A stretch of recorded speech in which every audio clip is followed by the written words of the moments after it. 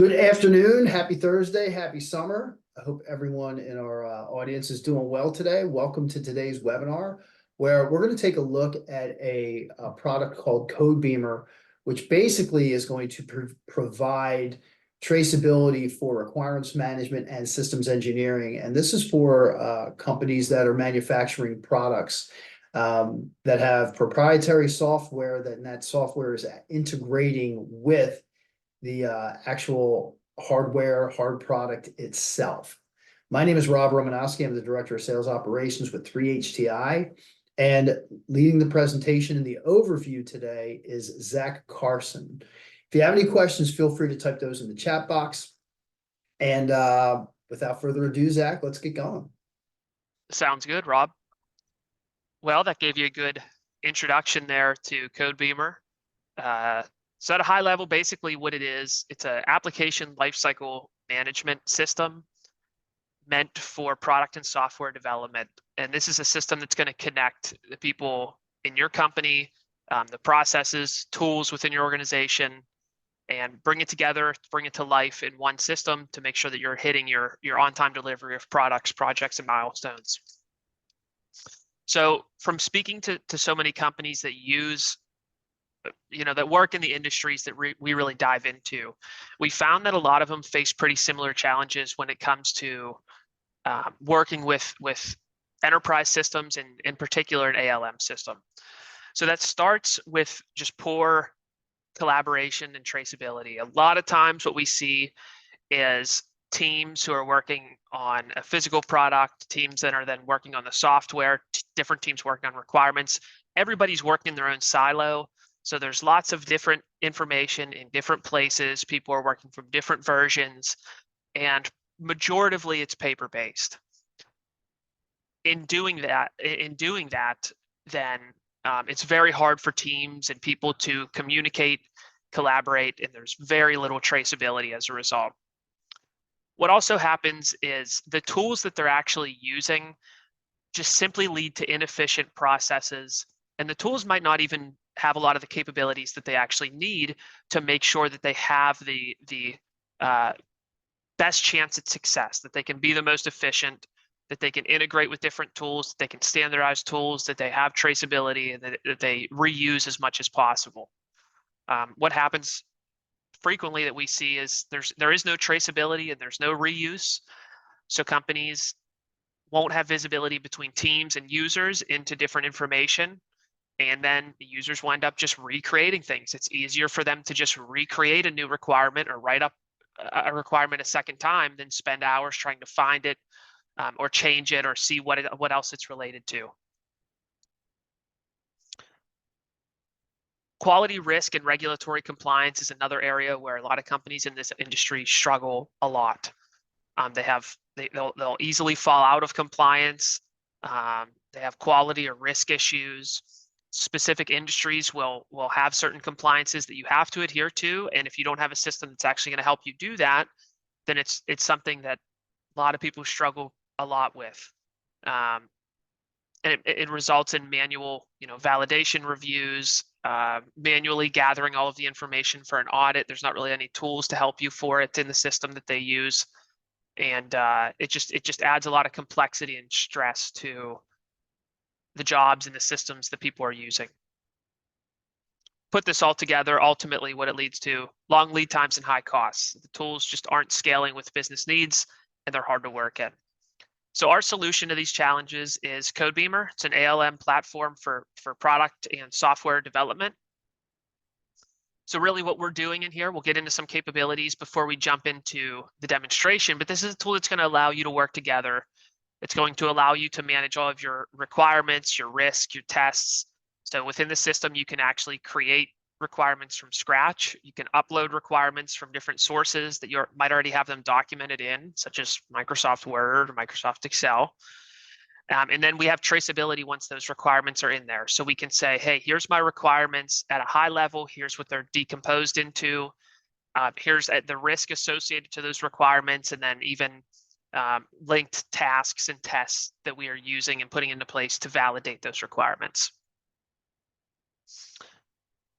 For the compliance aspect of this, a big part about Codebeamer is we also provide to you templates just out of the box.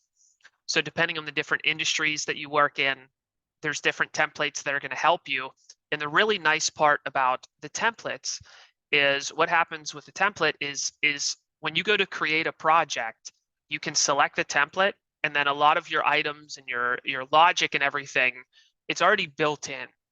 So when you're starting a project, you don't have to go and create everything from scratch. Really, all that you're doing is adding members, users, permissions, and then you can kind of get the ball rolling at that point. So it's a lot quicker than just starting these things from scratch.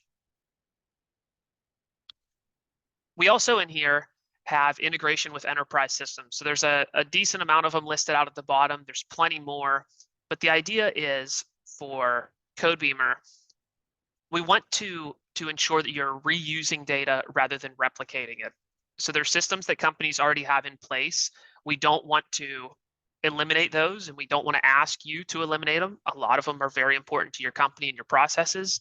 We want to work with them and ensure that there's traceability between them and that we're reusing as much data as possible rather than having to recreate it separately in each system that you work in. Also, open services for lifecycle collaboration. So tracking lifecycle management, linking tools and systems. One that we talk about quite a bit is Windchill for product lifecycle management. So you can work very well. We have an integration between those two tools to make sure that the entire product and all of the designs and documentation, everything is connected to the requirements and the software that makes those products function.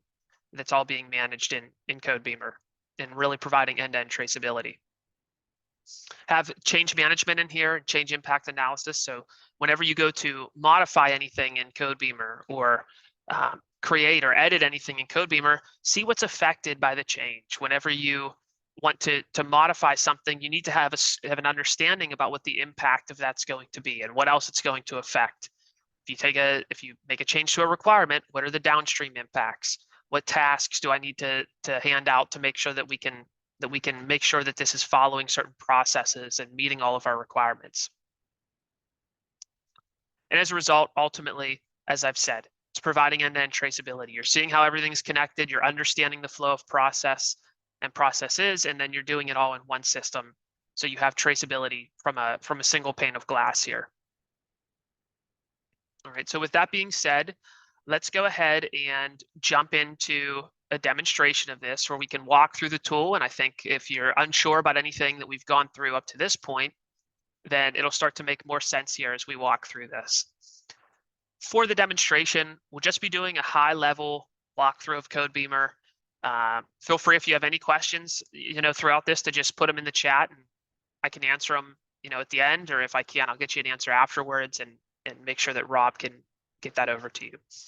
But basically here, with the Codebeamer interface, we're just starting here in a web browser. You can pick your favorite one to start in. I'm using Google Chrome. And I'm already beginning, in this case, within a project.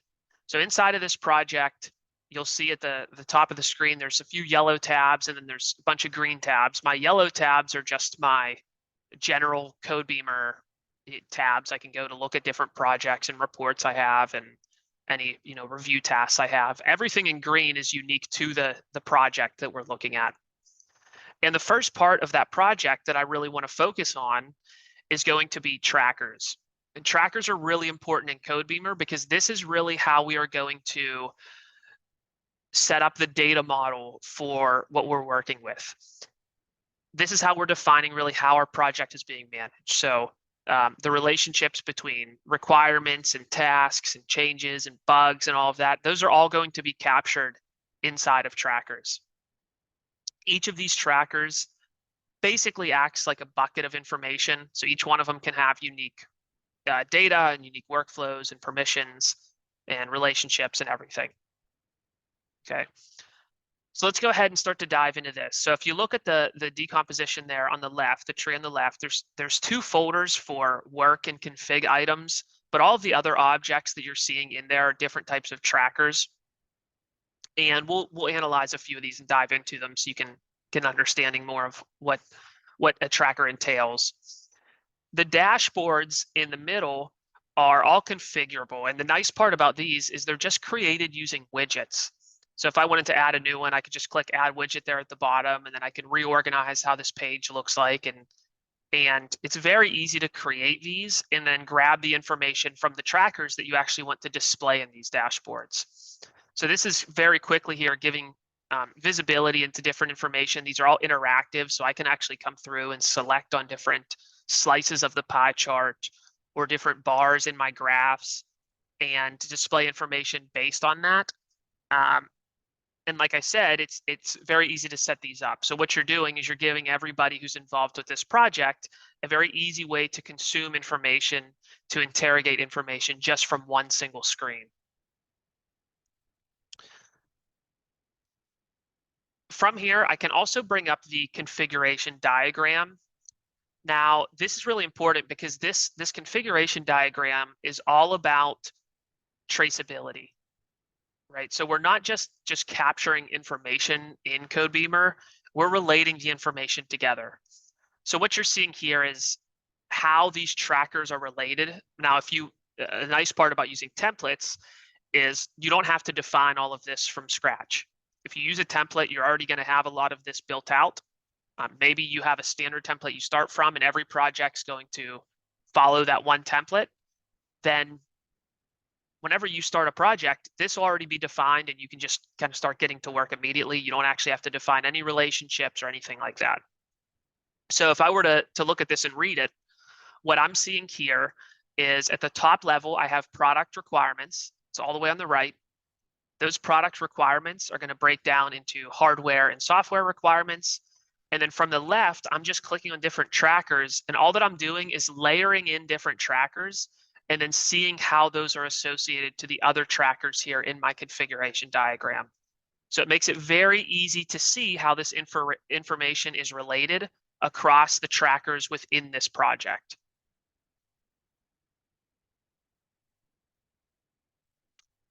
Another way to look at traceability is through a traceability report. And basically, you're going to, or you can use this to do impact analysis and gap analysis. So this is going to give me a quick view into how all of my data is related, right? So the previous one, the configuration diagram, was just looking at how trackers are related. Now I'm actually getting a little bit deeper, and I'm saying within the trackers, I have different information between different trackers, and I want to see actually how the individual objects are rolling up to one another between those trackers. So on my left, I have product requirements. And then within a lot of those product requirements, I have different hardware requirements. So we're only looking at the hardware piece of this right now. One layer deeper, I go into hardware test cases. And then those test cases are actually going to be executed as test runs. And you can even see the results of those test runs there on the right-hand side and see that they have all been executed, but I have a couple that passed and a couple have failed. So finding information important to me, especially in the area of identifying gaps here in my relationship tree, and I can do this all from one single screen.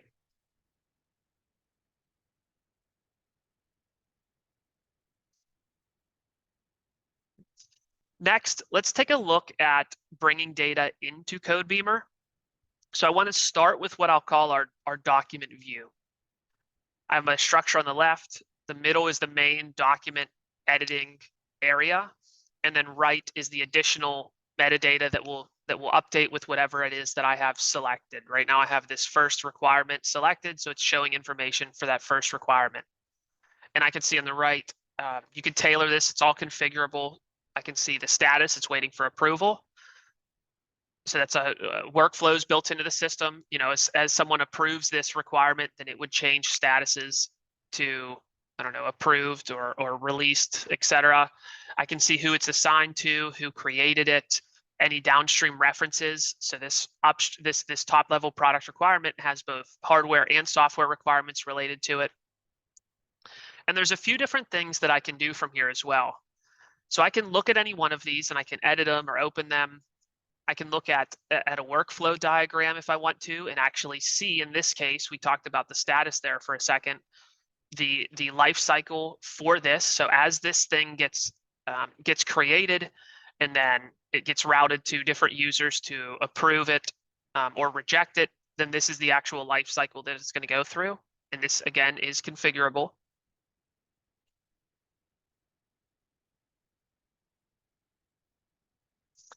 And within here, this gives me a nice and easy way to also collaborate on these requirements. As you have different users working in the system, it's very easy with this UI. It's just a simple UI to use. You can quickly add comments, look at other people's comments, and we support different options here. You can add different text options. You can do advanced options. You can link URLs. You can add rich content in here as well, embed videos, right? So there's different options that you can do in here that really make it nice and easy to collaborate with the different users in your org who are looking at these same requirements. This also provides a nice and easy way to create new relationships. So in the document, as we're laying these out, you're going to want to relate these requirements to other objects in the system and ensure that you have traceability. From the actual product requirement that we're looking at here, if I just click this plus sign, this is going to give me a list of all of the valid relationships that I can create for this requirement. So downstream decomposes to software and hardware requirements. I may want to maybe enforce a change management process and submit a change request, or maybe do some risk analysis by creating an FMEA. So the idea here is just creating a new relationship to, let's say, a hardware requirement. I can do it just from my document view of my product requirement. And then as you go to do it, you're going to have this nice little pop-up that's going to guide you through entering in the information that you need to and make sure that all the information is there. So you can actually require certain attributes or criteria in there and make sure that really, regardless of who's creating that downstream requirement, that they're going to be putting in the right information. And you can see on the right-hand side, there is the new downstream reference hardware requirement that I just created.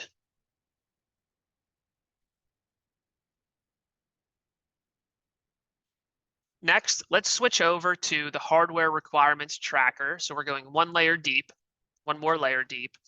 And there's a few things that I want to show you here with respect to testing and test coverage. So each of these hardware requirements have to be verified by our hardware test cases. And the way that we're going to visualize that is through the test coverage browser. And you could think of this test coverage browser as a one-stop shop to see all of the overall test coverage within this specific hardware requirements tracker. Once you're in this test coverage view, then you can start to dive into details to see which hardware requirements have linked test cases, what the status of those test cases are. So in this case, we have some requirements that don't have any linked test cases yet. We have some with tests that haven't been executed, and then some that have a mix of test results. And this is really giving your test engineers, your managers, whoever it is, test information at their fingertips from a consolidated view.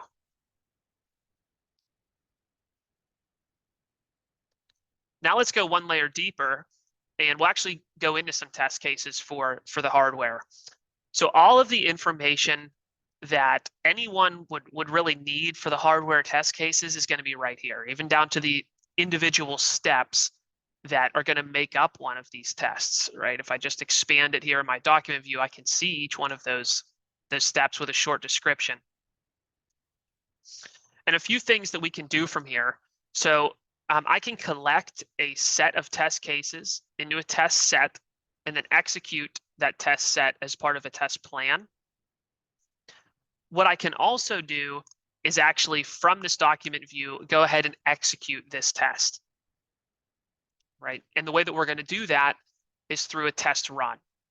So I can start the test run from there, and I'll get this pop up at the top that says click here to run the test. And this is going to capture all of my results for that test, right? So I can add comments to any of these same rich text options as before with the comments. I can pass steps, fail steps, and this is all going to be documented. What I can also do from here is report issues and bugs against failed test steps. And this is really important because a lot of what customers are working with in Codebeamer, and a big benefit of using Codebeamer, is it allows you to integrate with your different software source code management systems and trace that code to the requirements that code is validating. The way that we're proving that it's validating them is through tests. However, a big part of testing software is obviously bug management. So what we can do in Codebeamer is capture those bugs and then reuse those bugs. So even in a different project, let's say that we're running similar software, or we come up with a similar bug, we can actually reference the bug that already exists in the system because it's one we've encountered before, and then we can look at that bug, and rather than do everything from scratch and figure out how we're going to address it from scratch, we can just look at how we fixed it in the past, how we addressed the bug that was reported before, what the mitigation was for that bug, and it's all going to be documented. You're going to save a significant amount of time in the process. Once the test is run or the test has been executed, then someone else can come in, and whoever has access to this can actually open up that test and see the results along with any additional material that's associated to it. So here's the test I just ran at the bottom for that hardware test case. The results of each one of those steps, who it was run by, when it was run, and additional information here at the top.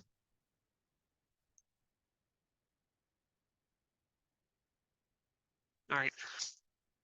Now I want to get more into I'll say the project planning aspect of this. Within Codebeamer, what we're going to go into now is, like I said, the project plan, but really in this case, I have it separated into two different phases, I'll call them. I have one for hardware development and then one for software development. So this is all about defining your project plan, right? So we support different methodologies. You can do waterfall, agile, a combination of both via hybrid. So just kind of, a lot of times like waterfall framework's going to lend itself more to hardware requirements to define your hardware architecture and tests and such. And then on the software side, agile makes more sense, so we can break up the project into shorter sprints and constantly be iterating and then releasing updates to the software. But we can separate this into different phases and sprints and sub phases, and really even track the progress within each one of those different segments, and allocate different tasks to teams and different users. And we'll look at that more in a minute. But it really does a good job breaking down a project into the plan and how you're going to execute that plan within your organization and your different teams, and then collaborating within that project as well.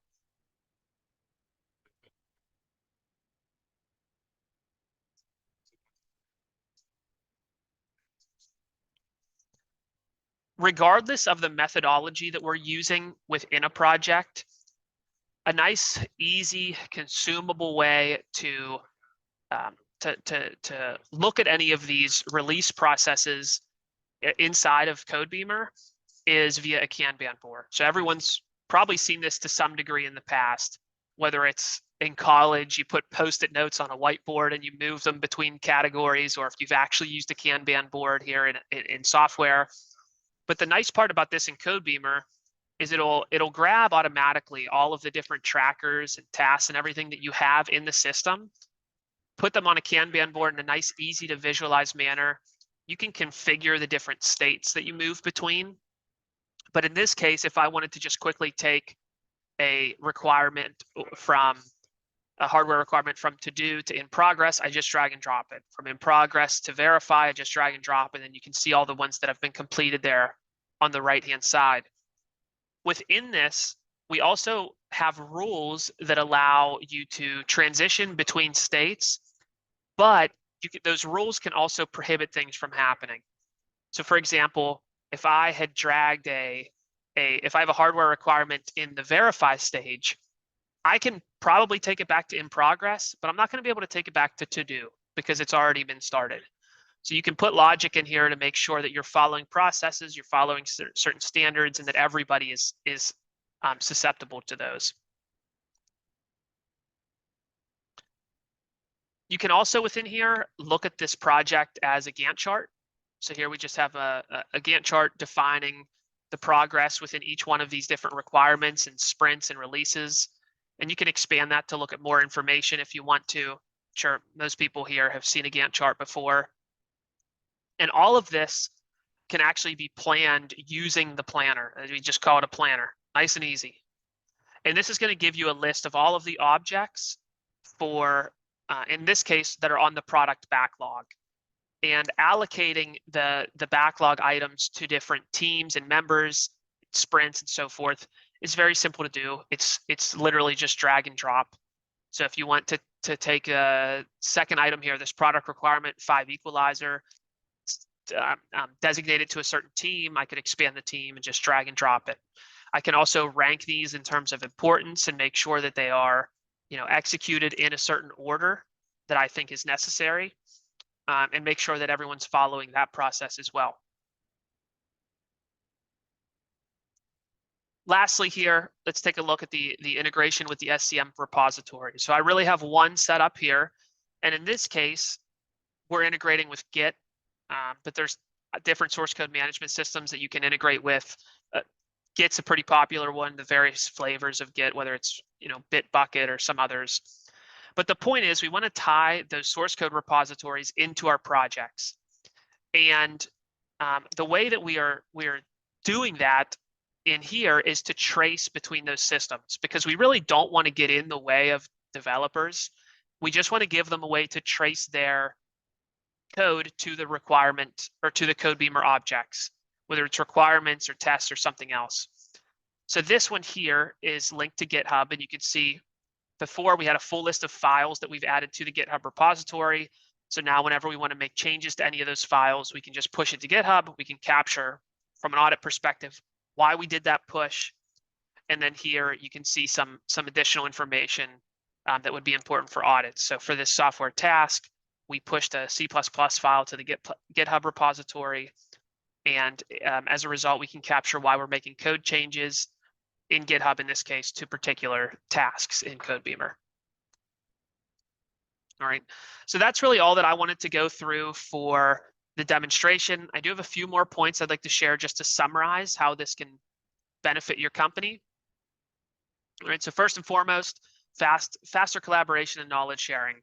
By standardizing how this information is being input and managed, where it's being located, we're giving users the ability to visualize that information, search it, find it, and work with it in an easy manner.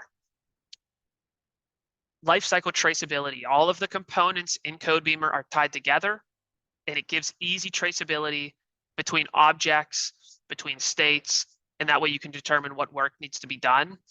And then ultimately lower IT cost, and then lower the total cost of ownership. So it's easy to set this up. It's easy to get started with. It's easy to get teams up and running. And then you have a system that's going to make you more efficient with collaborating, more efficient with searching for information, tracing information between objects, and then really just getting an overall more efficient, I would say, standardized process with managing the applications and the code and the requirements and everything that goes into this system. So that's really all that I had planned to take you through for this general high-level overview of Codebeamer. If you have any questions, please put them in the chat. If not, I'll hand it back over to Rob. Zach, nice job. Really appreciate it. There's a lot to unpack here and understand. And if anybody wants to have a more extended conversation, please respond to the invitation that went out for these for this webinar, and we can set you up with a more detailed call to get more into the specifics about what this can do for your organization and provide some type of plan or process audit as well.